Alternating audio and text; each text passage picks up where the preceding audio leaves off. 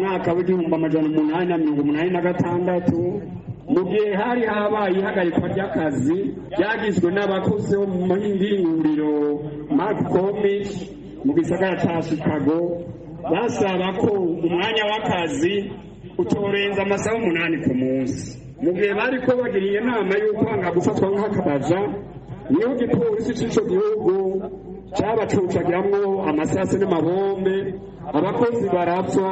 Inyuma y'umwaka ibyo bararibaye, abantu bashika 8 bagize amahirwe ntibahitanwa n'ayo mabombe, barafashwe n'igipolisi, mbere muri bo baca baranyongwa.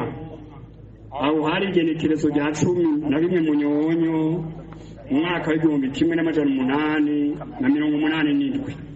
Abo bakozi bafashwe baciye batabwa mu mvuto, imanza ziraba imanza, ariko baja kubutsinda nyuma y'imyaka 6.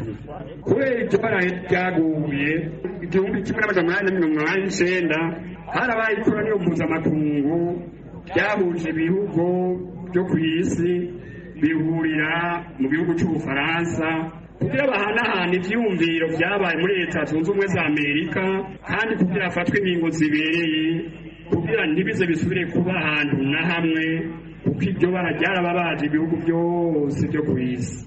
Mu ngingo zafatwe muri iryo koraniro nuko abakozi bose bapfiriye muri izo mvururu bazira ubusa, arizo nshungu z'i Chicago, inshungu zazize guharanira agateka k'abakozi n'akazi, kandi yacashingwa umunsi w'itariki 1 y'ukwezi kwa gatanu uko umwaka utashe, ko ubaye umunsi wo kwibuka no kunamira izo nshungu z'abakozi n'akazi.